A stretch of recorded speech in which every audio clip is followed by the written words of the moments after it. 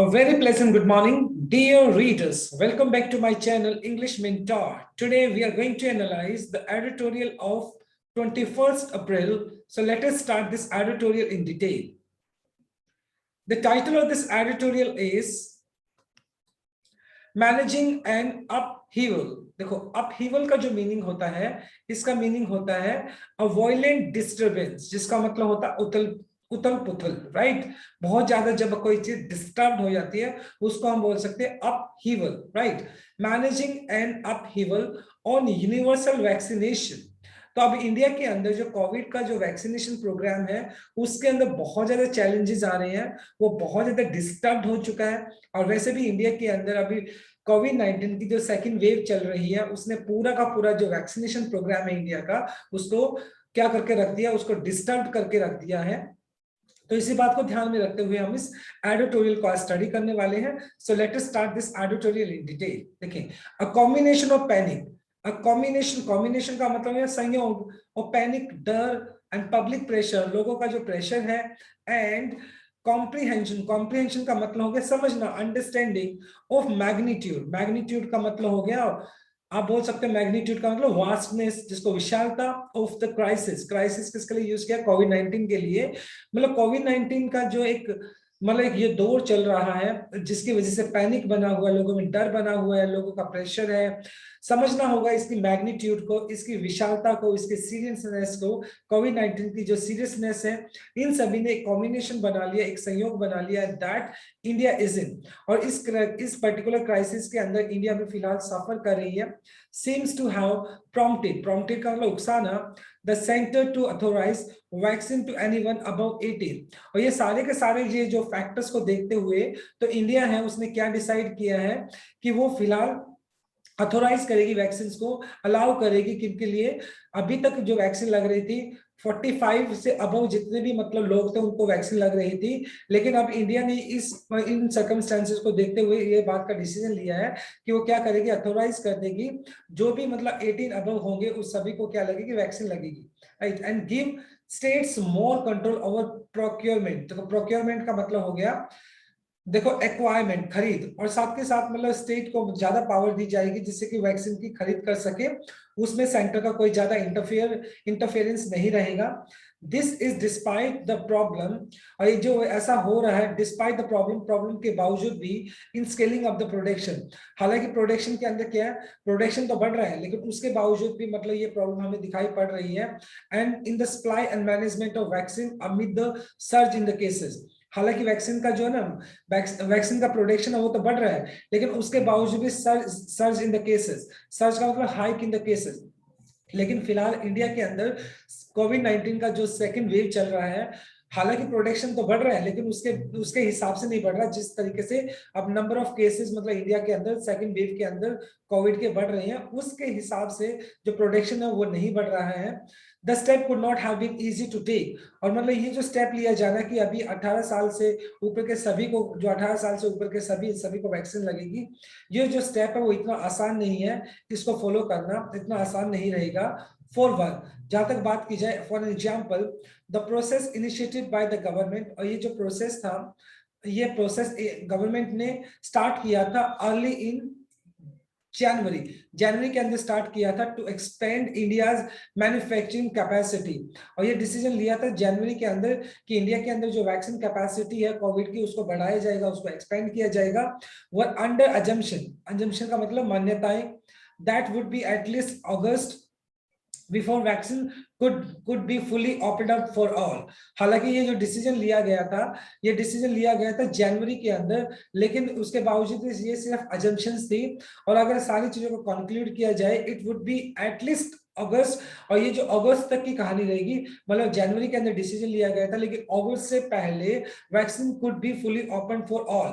और अगस्त से पहले मतलब ये जो वैक्सीन है सभी के लिए ओपन नहीं हो सकती है क्योंकि इंडिया एक बहुत बड़ी कंट्री है और जो वैक्सीन है वो बहुत ज्यादा रिक्वायर्ड हमें। इन दिसंबर के अंदर इट वाज अनाउंस्ड, लास्ट दिसंबर की अगर बात की जाए तो ये अनाउंस किया गया था that India priority would be fully inoculate 300 millions of most vulnerable का मतलब हो गया those who are easily victimised, those who are easily infected, वो इंसान जो बहुत आसानी से इन्फेक्ट हो जाते हैं, तो इंडिया ने इस बात का क्या किया था, इंडिया ने इस बात की प्रायोरिटी दी थी कि वो सबसे पहले इनैक्युलेट करेंगे। इनैक्युलेट का मतलब हो गया वैक्सीनेट करना, टीका लगाना, वो 300 मिलियन लोगों को जो बहुत ज्यादा वनरेबल है, जिनकी जो कंडीशन, हेल्थ कंडीशन बहुत ज्यादा क्रिटिकल है, तो उनको सबसे पहले क्या दिया जाएगा, उन सभी को सबसे पहले वैक्सीनेशन दिया जाएगा। गिवन, गिवन का मतलब है कंसीडर करना, considering about 127 million doses have been administered, और अभी तक इंडिया के अंदर 127 मिलियन डोजेस लगाई जा चुकी है, including A section of those who 45 above without underlying health condition. अभी तक क्या था, देखो पहले तो ये था कि 50 से अबव के जितने भी लोग थे उनको लग रहा था, फिर बाद में हुआ कि 45, मतलब 45 के अंदर वो कैटेगरी रखी गई थी जिनको कोई भी ज्यादा 2 या 2 से ज्यादा अधिक बीमारी है जो क्रिटिकल है उनको दिया जा रहा था। लेकिन अब फिलहाल इंडिया के अंदर सभी कैटेगरी की बात की जाए तो 45 के अंदर, चाहे वो बीमार है नहीं है, उन सभी को क्या दिया गया है, उन सभी को वैक्सीनेशन दिया गया है विदाउट अंडरलाइन। अंडरलाइन का मतलब क्या, बेसल बुनियादी हेल्थ कंडीशंस, मतलब पहले तो जिन लोगों की 45 कैटेगरी के अंदर जिनकी हालत खराब थी, जिनको कोई किसी भी तरह की बीमारी थी, उन्हीं को वैक्सीनेशन दिया गया था। लेकिन अभी फिलहाल सभी कैटेगरी की अगर बात की जाए 45 के अंदर, चाहे वो बीमार है या नहीं है, सभी को एक साथ ही वैक्सीनेशन दिया गया था। Around 70 million have been fully inoculated, और 17 मिलियन के आसपास की जो वैक्सीनेशन प्रोग्राम है ऑलरेडी दिया जा चुका है। और about 5% of intending beneficiaries, intending का मतलब होता है जो विलिंग होता है, और उनमें से अगर बात की जाए 5% वो लोग जो जिन्होंने विलिंगली 45 की कैटेगरी की बात कर रहे हैं, जिन्होंने विलिंगली क्या किया, वैक्सीनेशन प्रोग्राम लिया है। तो इंडिया के अंदर क्या वैक्सीनेशन प्रोग्राम तो चल रहा है, लेकिन वो पूरा का पूरा अपहीवल हो चुका है, डिस्टर्ब हो चुका है, क्योंकि कोविड-19 की जो सेकंड वेव चली है, तो उसकी वजह से प्रोडक्शन तो बढ़ रहा है इंडिया के अंदर, लेकिन जो कोविड-19 का जो स्केल है, जो इन्फेक्शन का स्केल है, वो ज्यादा बढ़ रहा है प्रोडक्शन के मुताबिक। तो इस वजह से इंडिया के अंदर फिलहाल ये डिस्टर्बेंस की स्थिति बनी हुई है। ओके, ये हमारा फर्स्ट स्लाइड था, इसका एक्सप्लेनेशन था। इसके कुछ ग्रामर कॉन्सेप्ट की बात कर लेते हैं। अ कॉम्बिनेशन ऑफ, देखो ये कॉम्बिनेशन आपका सिंगुलर है, तो इसलिए इसका जो मेन वर्ब है यहाँ पे दिया सिंस, तो यहाँ पर प्रेजेंट इंडेफिनाइट यूज किया है। डिस्पाइट अपने साथ ऑफ लेकर नहीं चलता, अगर इंस्पाइट होता तो अपने साथ ऑफ लेकर चलता। इन आपका प्रेपोजिशन है, इसके बाद आपने V1 प्लस आईएनजी जो कि आपने जीरो यूज कर लिया। टू टेक आपने इन्फिनिटिव केस यूज कर लिया, 2 प्लस V1 आपने। कैपेसिटी आपका नाउन है, तो मैन्युफैक्चरिंग आपका V1 प्लस आईएनजी जब आप यूज करते हो और वो एडजेक्टिव की तरह काम करता है तो उसको प्रेजेंट पार्टिसिपल कह देते हैं हम। एंड बात करते हैं गिवन, गिवन का मतलब कंसीडर करना हो गया। हैव बीन एडमिनिस्ट्रेटेड, ये पैसिव स्ट्रक्चर हो गया, डोजेस आपका प्लूरल था तो इसलिए आपने हैव लगा दिया, और उसके बाद been plus third form. Present perfect passive structure हो गया आपका इंटेंडेड, ये V3 हो गया। बेनिफिशियरीज आपका नाउन हो गया, ये V3 जब आपका एडजेक्टिव की तरह काम करता है तो आपका पास्ट पार्टिसिपल होता है।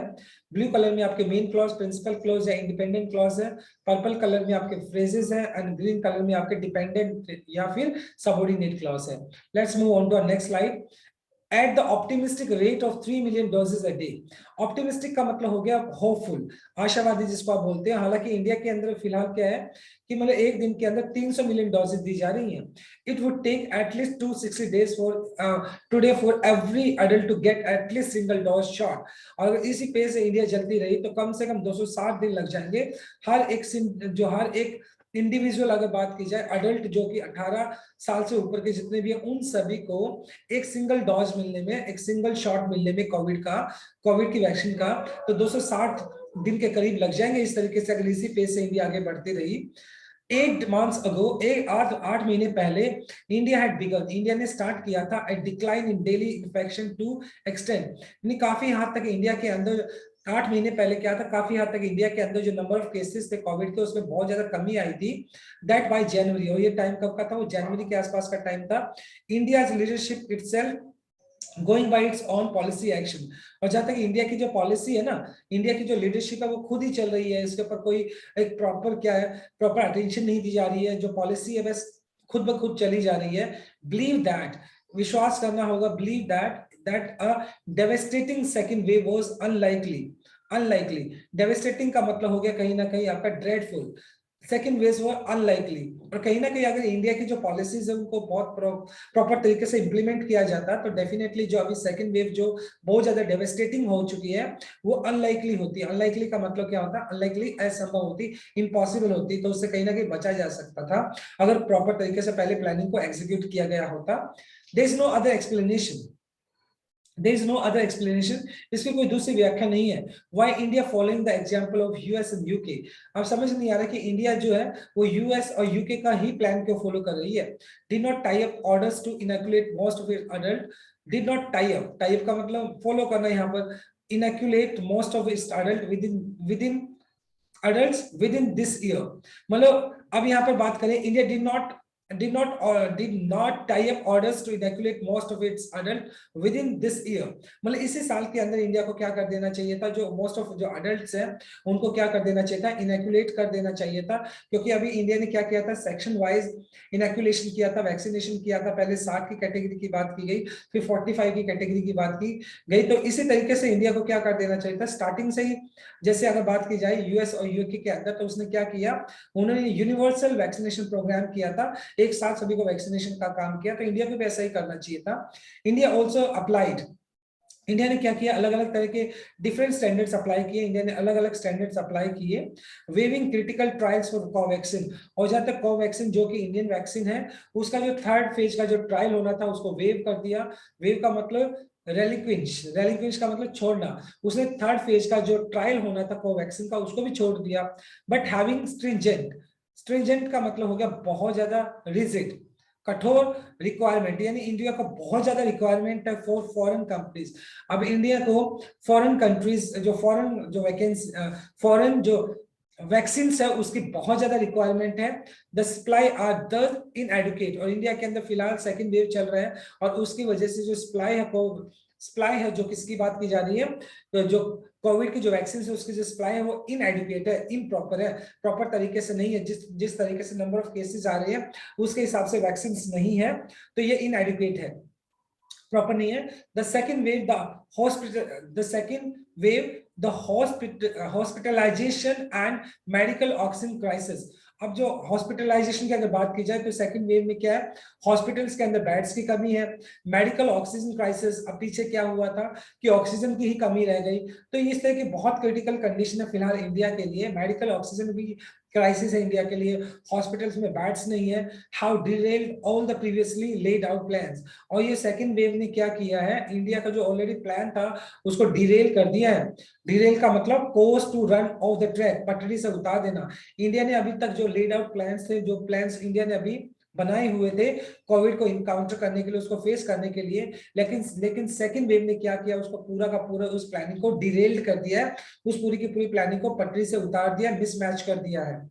Opening up vacancy for all, मतलब सभी लोगों के लिए वैक्सीन का खुलना ऑन May 1, मतलब May 1 से बोला जा रहा है कि सभी 18 से ऊपर के जितने भी अडल्ट होंगे उन सभी के लिए क्या किया जाएगा, वैक्सीनेशन किया जाएगा।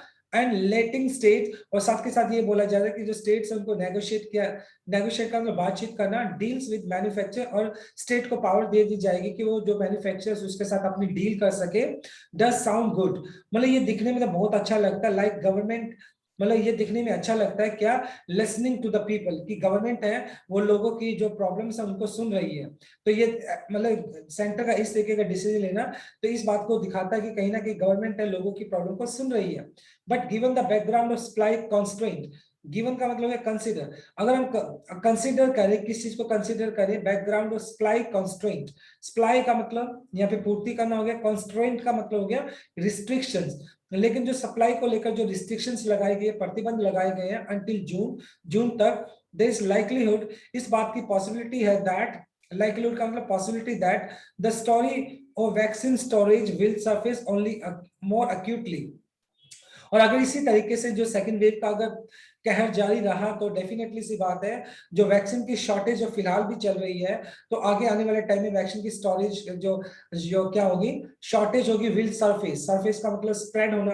तो वो क्या करेगी, जो वैक्सीन की शॉर्टेज है वो आगे भी अक्यूटली बहुत ज्यादा बैडली वो शॉर्टेज क्या हो जाएगी, स्प्रेड हो जाएगी। आने वाला जो टाइम है उसके अंदर शॉर्टेज हमें दिखाई पड़ेगी वैक्सीन की, क्योंकि जिस तरीके से कोविड-19 का जो सेकंड वेव चल रहा है उस तरीके से इस बात का अंदाजा लगाया जा सकता है कि आगे आने वाले टाइम में कहीं ना कहीं वैक्सीन की शॉर्टेज होने वाली है। अभी बेड्स की भी शॉर्टेज चल रही है, मेडिकल जो ऑक्सीजन उसकी भी शॉर्टेज चल रही है, वैक्सीन की भी शॉर्टेज चल रही है। तो इंडिया के लिए एक बहुत ही क्रिटिकल टाइम आ गया है। इंडिया को बड़े ध्यान से इसको फेस करना पड़ेगा, प्लानिंग करनी पड़ेगी, जिससे कि इस कोविड को टैकल किया जा सके, उसको फेस किया जा सके, राइट। चलो इसके कुछ ग्रामर कॉन्सेप्ट की बात कर लेते हैं। अभी वुड टेक द वुड आपका मॉडल वर्ब हो गया, उसके बाद आपने V1 ले लिया। तो ये जनरली मॉडल वर्ब अपने साथ क्या लेता है, V1 लेके चलता है। टू गेट आपका इंफिनिटिव केस हो गया, 2 + V1 आपने हैड बिगन आपका पास्ट परफेक्ट हो गया। हैड के बाद आपने थर्ड फॉर्म लगा दिया, बिगेन बिगन, ये थर्ड फॉर्म हो गया। डिड नॉट टाई अप, देखो यहाँ पे डिड नॉट आ गया तो इसका हमने टाई अप यानी फर्स्ट फॉर्म यूज किया, पास्ट इंडेफिनाइट यूज कर लिया। सेकंड वेव देखो यहाँ पर अगर बात करो, ये तो नाउन हो गया। डेवास्टेटिंग मतलब क्या, अगर V1 + ing जो कि एडजेक्टिव की तरह काम कर रहा है, तो ये आपका प्रेजेंट पार्टिसिपल हो गया आपका। इसके बाद अगर बात करते हैं अप्लाइड, ये V2 हो गया, पास्ट इंडेफिनाइट आपने यूज कर लिया। इसके बाद देखते हैं हैव डिरेल्ड, ये आपका प्रेजेंट परफेक्ट हो गया। क्राइसिस देखो अगर बात करते हैं हैव, ये प्लूरल के लिए यूज हो गया। डिरेल्ड आपका V3 हो गया, राइट। तो ये आपका प्रेजेंट परफेक्ट हो गया। विल सरफेस देखो विल आपका क्या हो गया, विल आपका एक मॉडल वर्ब हो गया। सरफेस अपने V1 यूज कर लिया, राइट। तो ये आपका ग्रामर कॉन्सेप्ट था। जो पर्पल कलर में वो आपके फ्रेज है, जो ब्लू कलर में आपके मेन क्लॉज, प्रिंसिपल क्लॉज या इंडिपेंडेंट क्लॉज है, ग्रीन कलर में आपके सबऑर्डिनेट और डिपेंडेंट क्लॉज है। Let's move on to our next slide, देख लेते हैं। Leading international vaccine such as Pfizer and Moderna. अब इंडिया को क्या है, जो फॉरेन वैकेंसीज है उनके ऊपर भी डिपेंड रहना पड़ेगा। और अगर बात की जाए, फाइजर और Moderna have supply commitment already tied up. और मतलब जो हमारे कंट्री है उसके साथ मैड्रोना और जो फाइजर है उसका ऑलरेडी कमिटमेंट है। उनको क्या करना है, उनको इंडिया के अंदर अपनी वैक्सीन देनी होगी। एंड इट इज अनक्लियर, लेकिन ये बात स्पष्ट नहीं है, if merely the policy move of liberalising. देखो लिबरलाइजिंग का मतलब हो गया मेक फ्री। और अगर मतलब इंडिया के अंदर मतलब इन पॉलिसीज को अभी तक सेंटर क्या कर रही थी, इस पूरे के पूरे मसले को क्या कर रही थी, पूरे के पूरे इस पर्टिकुलर क्राइसिस को हैंडल कर रही थी। लेकिन अभी सेंटर ने क्या किया है, सेंटर ने जो स्टेट गवर्नमेंट है उनको भी क्या कर दिया है, उनको अथोराइज कर दिया है कि वो अपने डिसीजंस ले सकते हैं, मैन्युफैक्चरर के साथ क्या कर सकते हैं, नेगोशिएशन कर सकते हैं। If merely the policy move liberalizing vaccine supply will leave state in India with the finance and negotiating power to procure enough stock for the vaccine। और मतलब इसके बाद क्या किया है, अगर मतलब इस तरह की स्टेट अगर सेंट्रल गवर्नमेंट स्टेट को क्या कर देती है, लिबरलाइज कर देती है, उसको मुक्त कर देती है, vaccine supply will leave state in India with the finance and negotiating power. तो इससे क्या होगा, जो स्टेट्स होंगे उनके पास फाइनेंस को लेकर नेगोशिएटिंग डिस्कस को मतलब उनके पास पावर होगी डिस्कशन को लेकर। पावर टू प्रोक्योर का मतलब हो गया गेट, प्राप्त करना, enough stock for the vaccine, यानी वो अपने हिसाब से जो भी मैन्युफैक्चरर्स होंगे उनके साथ वो बात कर सकेंगे, अपने हिसाब से वो डील कर पाएंगे, नेगोशिएशन कर पाएंगे। अगर सेंट्रल गवर्नमेंट उनको क्या करती है, सेंट्रल गवर्नमेंट ने अभी कहा है कि मतलब आप अपने हिसाब से डील कर सकते हैं मैन्युफैक्चरर के साथ। सेंट्रल गवर्नमेंट ने स्टेट्स को ये पावर दी है कि अब आप क्या कर सकते हैं, मैन्युफैक्चरर्स के साथ बातचीत कर सकते हैं कोवैक्सीन की सप्लाई को लेकर, उसको खरीद को लेकर। More over given that is the hottest month in India. और अगर बात की जाए जो जून और जो मई वाला जो पीरियड रहेगा वो सबसे ज्यादा हॉटेस्ट पीरियड होता है इंडिया के अंदर। And lockdown are resurfacing in cities, और लॉकडाउन दोबारा से रीसर्फेस कर रहा है यानी बढ़ रहा है, राइजिंग अप, और दोबारा से लॉकडाउन लगाए जा रहे हैं शहरों के अंदर। And no end as sight, और इसके खत्म होने की कोई साइट भी नहीं दिखाई पड़ रही है। इन साइट मतलब नजर आना, इसके खत्म होने का कोई भी नजर नहीं आ रही कि जल्दी खत्म हो जाएगा फॉर द सेकंड वेव। मतलब सेकंड वेव जिस पेज से बढ़ रहा है और लॉकडाउन जो लगाए जा रहे हैं, तो उसको हमें अभी इस बात को नहीं बोल सकते हैं कि लॉकडाउन जल्दी खत्म होने वाला है। इस तरह के चांसेस भी बहुत कम है। The logistic of administration, logistic का मतलब सिस्टम हो गया, और एडमिनिस्ट्रेशन आपका जो व्यवस्था है आप will continue to be challenging. और जो अगर बात की जाए गवर्नमेंट के लिए जो सिस्टम है, ये किस तरीके से पूरा इसको एडमिनिस्ट्रेट करना होगा, किस तरीके से इसको प्लान करना होगा, एग्जीक्यूट करना होगा, इस कोविड का जो वैक्सीनेशन प्रोग्राम है ये बहुत ज्यादा चैलेंजिंग रहने वाला है। It was always going to be impossible to rapidly inoculate nation for a billion. और ये हमेशा से ही क्या था, इम्पॉसिबल हमेशा से ही क्या था, इम्पॉसिबल था टू रैपिडली बहुत जल्दी से इनैकुलेट वैक्सीनेट करना, टीका लगाना अ नेशन ऑफ बिलियन, क्योंकि हमारी जो पॉपुलेशन ऑफ बिलियन है और इतने सारे लोगों को एक साथ वैक्सीनेशन प्रोग्राम देना, ये बहुत बड़ा चैलेंज है। इट्स नॉट इजी टास्क, ये बहुत ज्यादा इजी टास्क नहीं है, बहुत मुश्किल है। क्योंकि देखो 135 करोड़ के आसपास हमारा पॉपुलेशन है और सभी को वैक्सीनेशन प्रोग्राम, वैक्सीनेशन देना, it's not a easy job, it's not a piece of cake, बहुत आसान काम नहीं है। बट कायस क्योस का क्योस सॉरी बट क्योस का मतलब मॉडल, गड़बड़, बट क्योस एंड कंफ्यूजन। लेकिन ये जो फिलहाल इंडिया के अंदर जो क्योस बना हुआ है, गड़बड़ की जो स्थिति है और कंफ्यूजन है, असमंजस की जो स्थिति बनी हुई है, which now seem inevitable. Inevitable का मतलब हो गया इनडिस्पेंसिबल, अपरिहार्य, मतलब जिसको इग्नोर नहीं किया जा सकता है। मतलब फिलहाल जो इंडिया के अंदर जो अभी क्योस मतलब गड़बड़ वाली स्थिति जो बनी हुई है, कंफ्यूजन बना हुआ है, इसको क्या है, अभी ऐसा लगता है मानो इसको अवॉइड नहीं किया जा सकता है। Could have been avoided with some foresight. अगर इसको मतलब अगर पहले प्रॉपर प्लानिंग की गई होती तो इसको क्या किया जा सकता, अवॉइडेड किया जा सकता था। अवॉइडेड का मतलब पोस्टपोन किया जा सकता था। तो कहीं ना कहीं जब इंडिया के अंदर फर्स्ट वेव था उसी टाइम अगर प्रॉपर तरीके से हर चीज को एग्जीक्यूट किया जाता, तो ये अभी जो सेकंड वेव जो कि ज्यादा डेंजरस है, इसको अवॉइड किया जा सकता था विथ सम फोरसाइट। फोरसाइट का मतलब हो गया एंटिसिपेशन, दूरदर्शिता के साथ। मतलब अगर प्रॉपर तरीके से पहले प्लानिंग कर ली गई होती तो ये सेकंड वेव के अंदर जो इतना डेवेस्टाइज मतलब जितना ज्यादा डिस्ट्रक्शन हो रहा है, इसको क्या किया जा सकता था, इसको अवॉइड किया जा सकता था, उसको अवॉइड किया जा सकता था। एंड प्लानिंग के साथ इसको अवॉइड किया जा सकता था। एंड प्रैग्मेटिज्म प्रैग्मेटिज्म प्रैग्मेटिज्म का मतलब होता है रियलिज्म, व्यवहारवाद, वास्तविकता की अगर बात की जाए। एंड प्रिपेयर्डनेस और मतलब तत्परता, प्रिपेयर्डनेस का मतलब तत्परता या तैयारी करना। शुड रिप्लेस हॉ, मतलब क्या करना चाहिए, हमें व्यवहारिक होकर यानी रियलिज्म, रियलिस्टिक अप्रोच होना चाहिए। प्रिपेयर्डनेस और तत्परता दिखानी चाहिए। शुड रिप्लेस हॉप, उम्मीद के साथ नहीं, हमें इसके लिए क्या करना पड़ेगा, हमें व्यवहारिक होना पड़ेगा, अपनी तैयारी करनी होगी। That runs on nothing more than hype.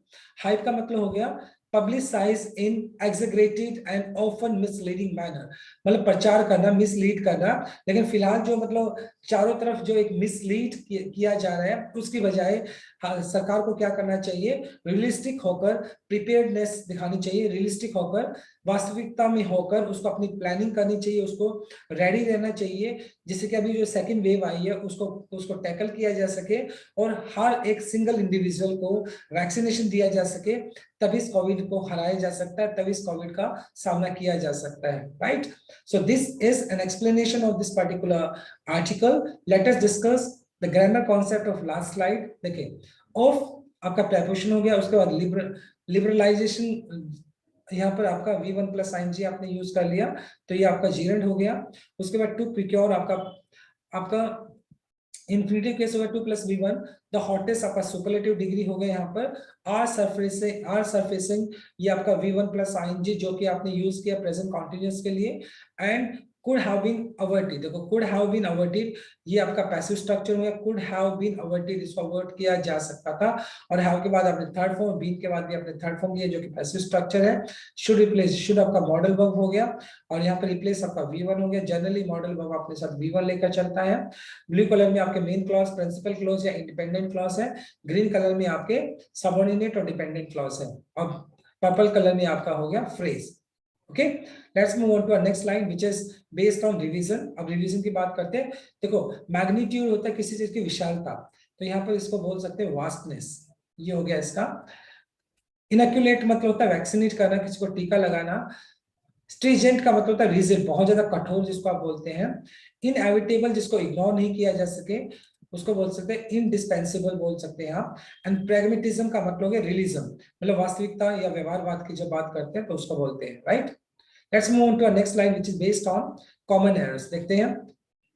This is despite of the problem in scaling up production and in the supply of management of vaccine amid the surge in cases। देखो, डिस्पाइट अपने साथ of लेकर नहीं चलता है, तो अगर ये आप इंस्पाइट होता तो ये करेक्ट होता। डिस्पाइट अपने साथ ऑफ नहीं लेकर चलता है, इंस्पाइट अपने साथ ऑफ लेकर चलता है। Number 2, at the optimistic rate of 3 million doses day, it would take at latest 260 days from today for every adult to get a least single dose shot. अब देखो एट लेटेस्ट नहीं होता बल्कि एट लीस्ट, कम से कम कितने दिन लगने वाले, 260 दिन लगेंगे कम से कम। तो एट लेटेस्ट का मतलब क्या होगा, लेटेस्ट जो कोई भी चीज नहीं होती उसके लिए यूज किया जाता है, लेकिन सेंटेंस के हिसाब से यहाँ पे वुड टेक एटलीस्ट 260 डेज, यानी कम से कम 260 दिन लगने वाले, कम से कम। तो एटलीस्ट होना चाहिए ना, लिस्ट आएगा यहाँ पे। 8 months ago, India had begun a decline in daily infections to extend that by January. अब सेंटेंस को ध्यान से देखेंगे आप, तो हैड के बाद आप V3 यूज करते हैं, तो यहाँ पे आपने V2 ही लगाया है, तो ये गलत हो गया। तो फर्स्ट फॉर्म इसका बिगिन होता है VEGIN, सेकंड फॉर्म होता है BEGAN, और थर्ड होता है BEGUN होता है। तो हमने तो सेकंड फॉर्म लगाया था, यहाँ पे थर्ड फॉर्म आ जाएगी आपकी। Pragmatism and preparedness should replace hope that run on nothing more than a hype. देखो अब that जो है आपका वो relative pronoun हो गया। relative pronoun से पहले जो या noun या pronoun दिया होता है वो आपका antecedent होता है, और antecedent के हिसाब से verb यूज करती है। hope जो है आपका singular है, तो इसलिए यहाँ पे runs आना चाहिए। क्या आएगा? runs. Clear? So this is common error. Now let us discuss about our last slide, which is based on idioms and one substitute words. सबसे पहले बात करते हैं nip in the bud. Nip in the bud का मतलब होता है destroy something at early age. जब किसी भी चीज को खत्म करने की बात करते हैं कि उसको स्टार्टिंग में ही क्या कर देना चाहिए, खत्म कर देना चाहिए। Bad habits should be nipped in the bud. इसका मतलब होता है बुरी जो आदतें होती है ना उसको स्टार्टिंग में ही खत्म कर देना चाहिए। Nip in the bud का मतलब होता है destroy in the early stage, मतलब किसी भी चीज को स्टार्टिंग के अंदर उसको खत्म कर देना चाहिए। Leave one in the lurch. Leave one in the lurch का मतलब होता है leave one in helpless or difficult situation, जिसको आप बोलते हैं मझधार में छोड़ना।